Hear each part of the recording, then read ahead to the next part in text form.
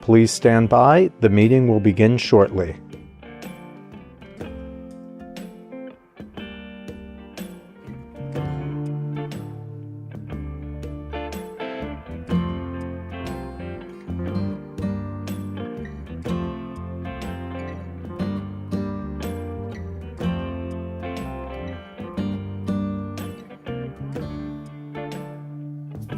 You have successfully joined the webcast. Please stand by. The meeting will begin shortly.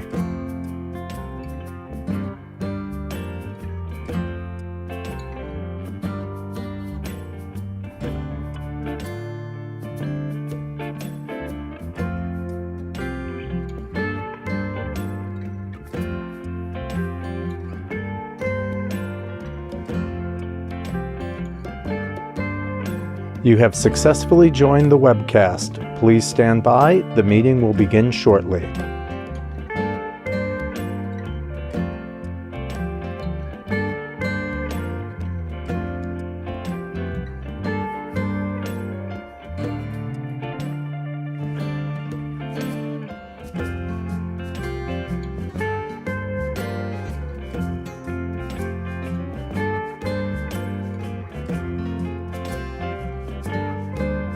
You have successfully joined the webcast. Please stand by. The meeting will begin shortly.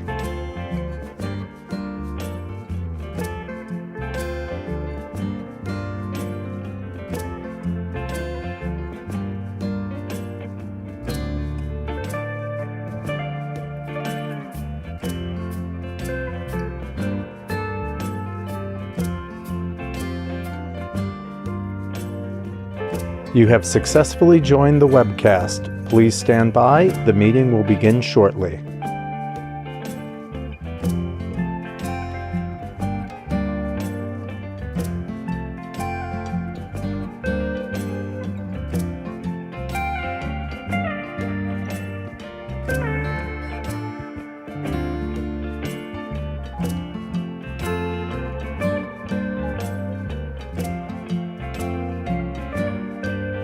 You have successfully joined the webcast. Please stand by. The meeting will begin shortly.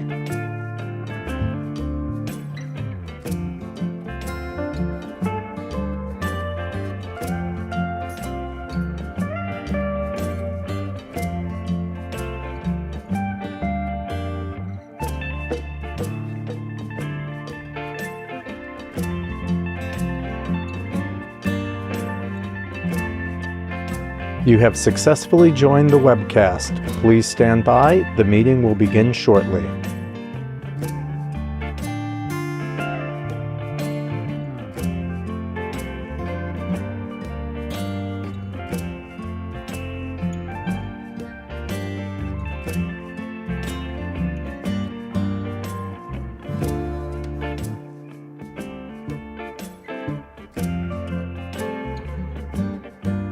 You have successfully joined the webcast. Please stand by. The meeting will begin shortly.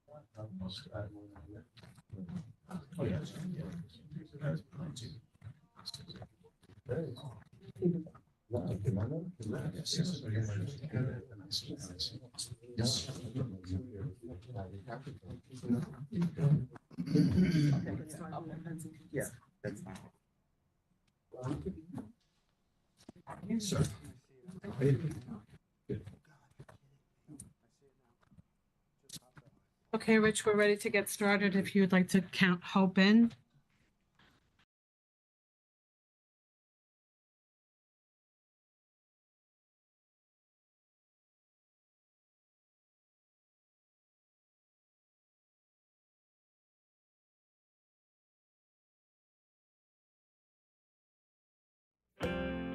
You have successfully joined the webcast. Please stand by. The meeting will begin shortly.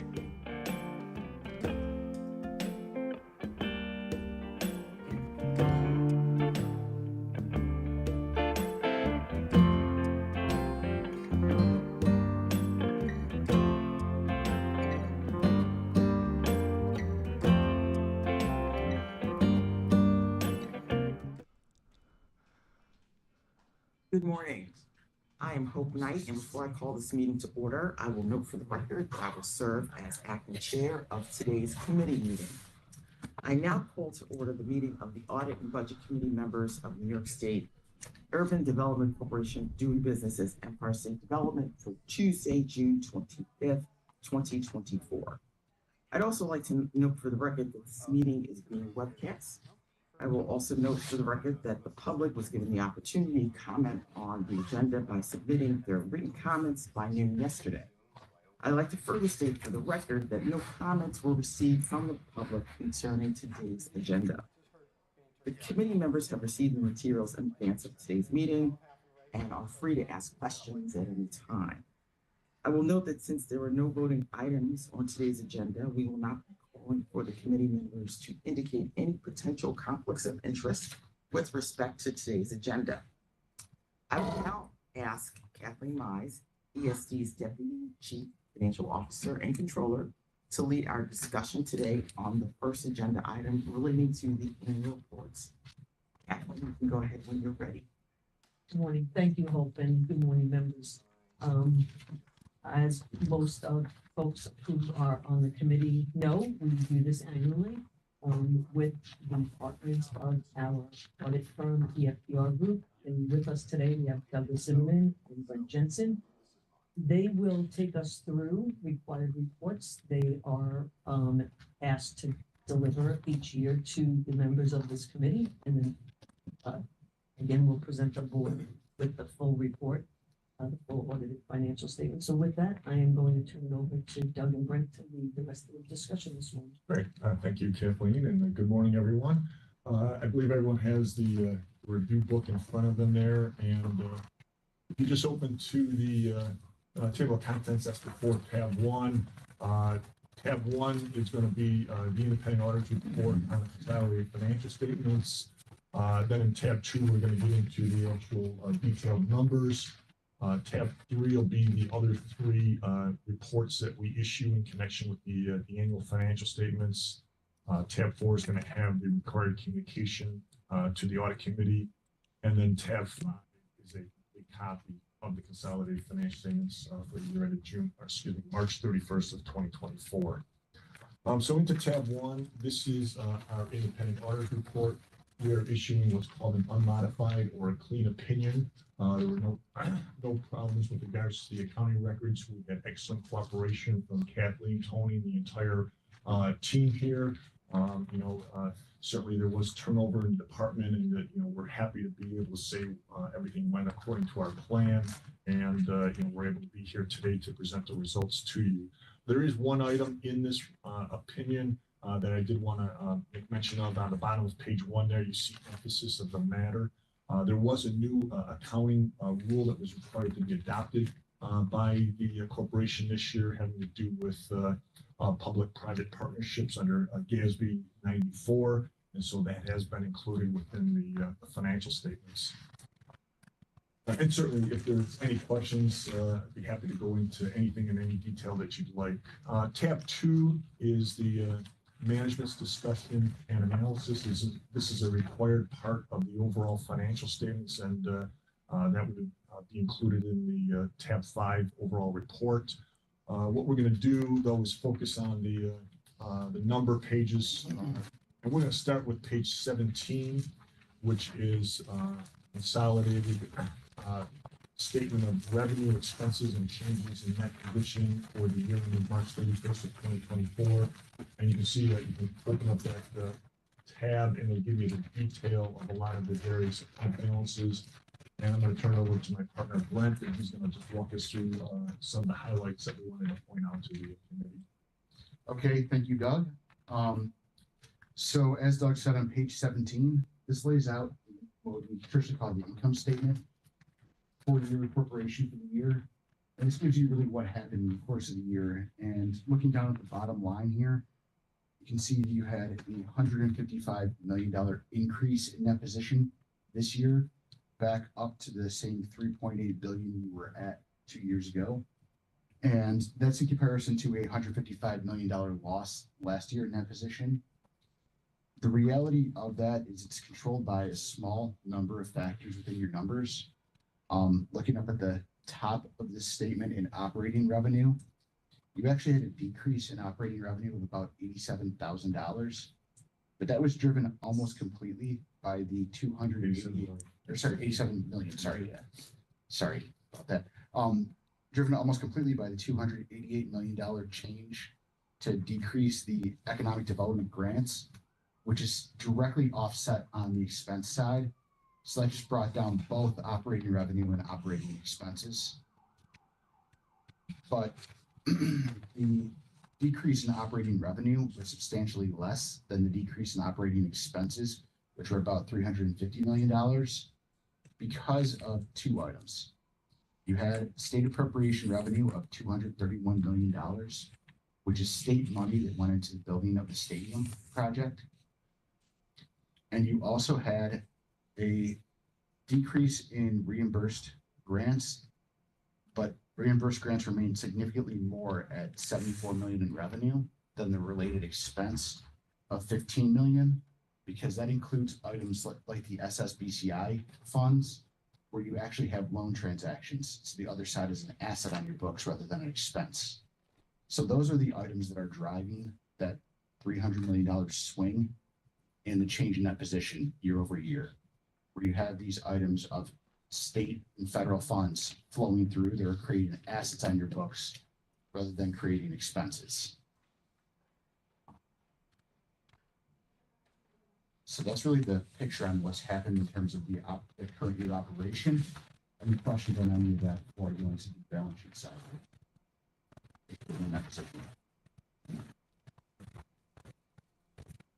Okay. Looking at your statement in that position, you see that same bottom line, $3.8 billion. Sorry, page 16. Yes. Turning to prior page 16. You see that same 3.8 billion at the bottom there. That is coming from these assets and liabilities that are on the books here. You have a decrease in total assets of $1.6 billion this year, from 24.7 billion last year to 23.1 billion in the current year. That is driven predominantly by the decrease of 2.3 billion due from New York State. That due from New York State is the money that the state owes you to pay down the debt you've issued on their behalf. That debt, if you look at the liability side, you see on two separate lines. You have a current portion of bonds and notes payable, and a non-current or long-term portion of bonds and notes payable. The current portion is down 580 million, and the long-term portion is down 1.4 billion. So that's about 2 billion in total that it is down. The other 300 million of change due from New York State is that increase in state revenue bond cash and investment securities up at the top of current assets. So you can see all the pieces of what's making up the major changes right there. Beyond that swing of the state money flow through, where you had significant defeasance transactions in the current year, significant refunding transactions in the current year, and something called a tender bond transaction, which is similar in nature to a refunding or defeasance. You also had a refunding that was done by DASNY on your behalf. All of those transactions added up to more than the new bonds that were issued for the state purposes and caused that drop there. So let me just ask, so we issue debt on behalf of the state, and Yes. then the state is obligated to pay debt service on those bonds. And so they sort of owe us $2 billion to pay for that debt service. And it's sort of just like an IOU. And so if they didn't do it this year, they'll do parts of it next year and in subsequent years. It's a little different, but close. Okay. They give us the money to pay the debt that we should have. And what happens is, this year, we did a couple of refinancing transactions, and they defeased some debt. So the result of that is they took away debt service that they would have paid. Kicked it And into the future. then they paid off a bunch of debt that was outstanding as well. So that took them a long time. And then this year's debt service was, it was the refinancing took that out. So that's why the super fell. so they give us less money because the cost of. Got it. And so the state appropriates money every year. That Every year. feeds debt for either UDC or DASNY. Yep. And we each get pieces of the pie, Correct. and sometimes it's Sometimes more it's one us, year and sometimes sometimes it's it's them. less. The DASNY did a refunding for us this year, right? They took out some hard that was their issuance. It's a little, yeah, it's that. Show Yeah, moving. pretty much, yeah. Got it. Thanks. Of course. So that's really the major changes here. Beyond that, the other thing I wanted to point out was that the capital assets are up about $158 million right now, which is in the middle of the non-current assets toward the top of the page there. It is a little over $5 billion in capital assets. That includes the Javits Convention Center, that includes the Moynihan Train Hall, that includes the start of the construction of the stadium project. And the things that are driving that change in the current year are the money that's been spent in the stadium project and the actual release here.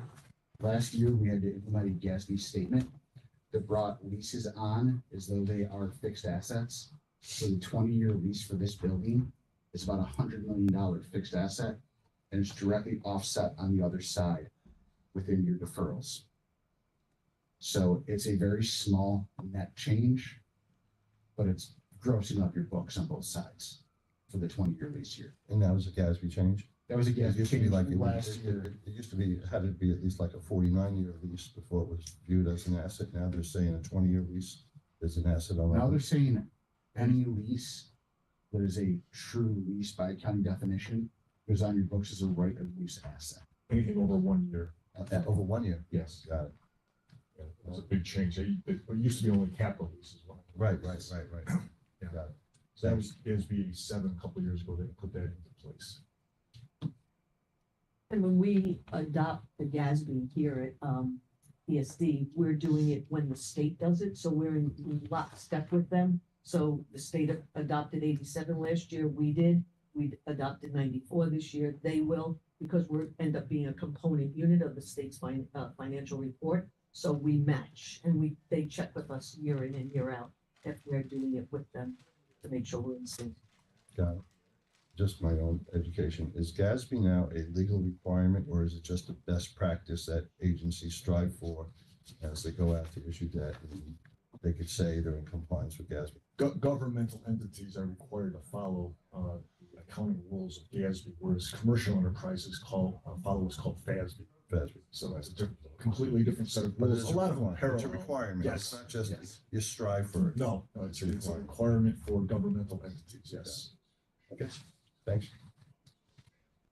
So that's really the big picture on the numbers. Are there any questions at all about the current year operations?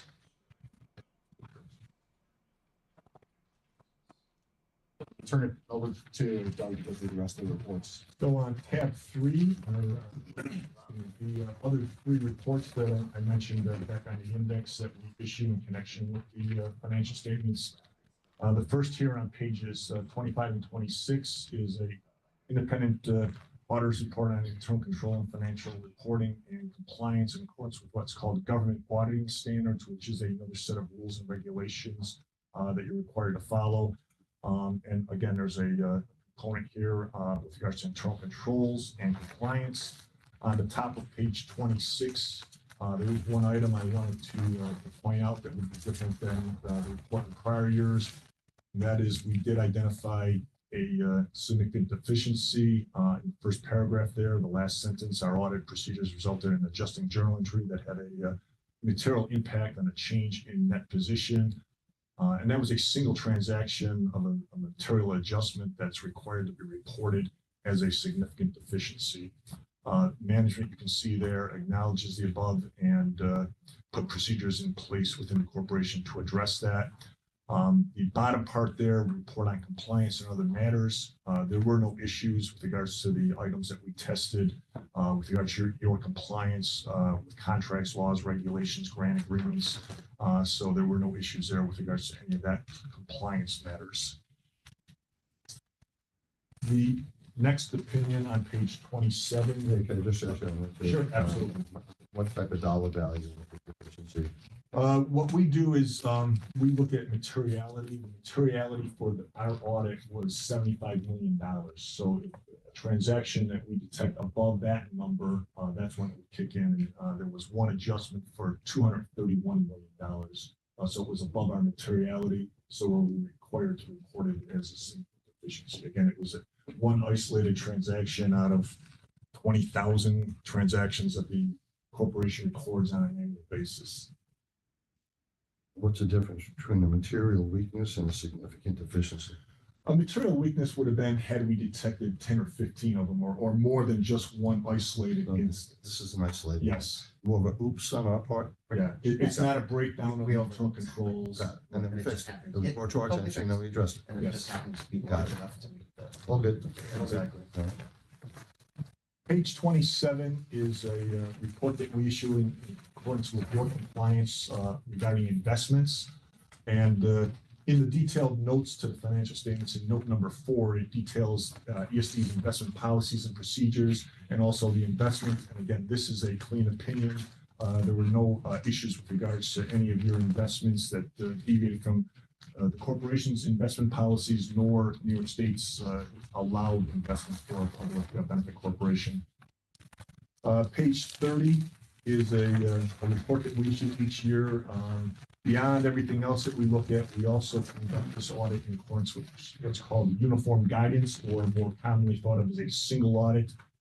So in connection with the financial statements, the organization prepares what's called a schedule of expenditures of federal awards. This year you had $47.4 million of federal dollars, and that's either received directly from the federal government or passed through New York State.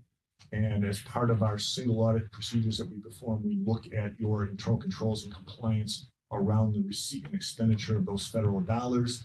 And again, this is a clean opinion both on internal controls and compliance with the various federal rules and regulations that you're required to follow for stewardship over those federal dollars. So again, a clean bill of health there. Section 4, and again, any questions on any of those before? Section 4 is required communication between an audit firm and the governing body. And there's only a couple items here that would deviate from the reported year. One being in the first paragraph, or second paragraph down, the significant accounting policies paragraph. Again, we make mention to the GASB Statement 94 adoption this year. And again, anytime there's a new statement that impacts the financial statements, it's required to be put into there to notify the audit committee. And then on page 34, in the third paragraph down, we make mention of the material audit adjustment again, because again, that was something that was detected as part of the audit. Everything else is same as every other year, clean bill of health on everything. There were no issues detected as part of the audit, and quite frankly, the audit went very smoothly. Catherine, Tony, and the entire team that we got in place now, and obviously Ray leading the charge and making sure that everybody, provided us everything we needed on a very timely basis. And that's the only way that we're able to be here today to report back to the committee with regards to the results. We weren't going to go through tab 5, which is again the detailed report, but we'd certainly be happy to answer any questions anyone has. It's a nice result. Not so easy to turn up. Reliable water. That's here. That's it. I know we probably have anything going on.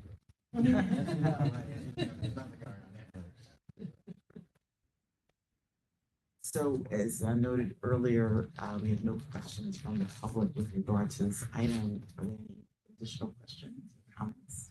Board member? Can we do private time with the auditors in the absence of management? Certainly, that is something that the committee can avail themselves to. Quite frankly, if we had something to say, we'd tell you whether management is in the room or not. So, That's fine. All right, that's good. No, I know some boards just sit on and do that. yeah, they go into executive session, but we always believe it's best to be upfront. And if there was something we wanted to say, whether management's there or not, we'd let you So you feel no need to do know. it? Very good. Satisfied? Well, thank you, Kathleen. It's 19 years in a row. Yeah. Clean opinions. Yes. Only 19? Yeah. So it was Oh, 20, at this organization. yeah, 20 years ago, you were 100. Yeah. I've been in a degreed accounting, practicing accounting for 44 years. I know I only look 29. Barely. That's So I don't tell anybody that. But again, to Ray's point, grateful to Brent and Doug and the team they bring here. Hope's aware, and just to make everyone aware, they really bring senior accountants here who know what they're doing and are aware of what we are. We're a complex organization, and it's refreshing as accountants to be dealing with accountants who know what it is they're doing, what they're talking about, and work side by side so we have successful audits. So is this the last time you're going through the annual with us? The swan song. Yeah. And when will you be, July 18th. so very soon? Yes. When's our July board meeting? After that or before? After, yeah. So this will be your last board Yes. training and your last board meeting. But I will, at Ray's request, I'll be around helping bring my successor on successfully. Thanks so much, Kathleen, for Thank you. all your service Thank you. Thank and you. your professionalism. It's really been an honor and a privilege to work for this organization from the minute I came here.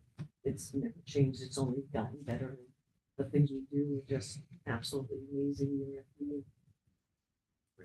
Yes, thank you. We certainly will miss you as well. I will now ask Stephen Kimco, ESD's Vice President of Internal Audit, to present the Internal Audit Progress Report. So Stephen, you can go ahead when you're ready. Thank you, Committee. It's a small report since we met in March. We've completed 2 of the leftover audits from the prior audit plan. That was the New York Small Business Seed Funding Grant. And we completed an economic incentives tax benefit program of Excelsior Startup, New York Jobs Retention, Capco, and Empire Zones. Those reports did not show any significant deficiencies, and both reports have been sent to management for their review. As soon as Kevin's done with his review, I'll send it to Hope for her review and then issue it to the committee. In the meantime, we've started and finished the field work for DED tourism. DED audits are not a purview of the committee, but we let you know what we're doing so you know what we're spending our time in. And that report is currently being drafted for management. In the meantime, we've started field work on the NYS audit, Tourism Return to Work Grant Program, and Global New York. We're also going to do Treasury and Contracts Admin in the next month or so. Additionally, the Internal Control Officer in Compliance, Lisa, completed the Internal Control Certification. It's an annual certification where she sends out questionnaires to management to address any risks and controls associated with those risks. And it's internal audit helps compliance do that. We look at it. If we've done an audit in the past, we give her feedback. And I'm happy to report that the control environment is satisfactory and no issues were reported on either the DED or corporation side. And that concludes my report. Thank you. As noted earlier, there were no questions or comments for this agenda item from the public. Any questions or concerns from committee members? Stephen's team and Felicia, they do a lot of audits with a pretty small staff. So good to see you got your plate full again. Thank you. Thank you, Stephen, and thank you, committee members. There being no further business for this committee, can I have a motion to adjourn? I want to thank everyone for participating in today's meeting. Thanks for Thank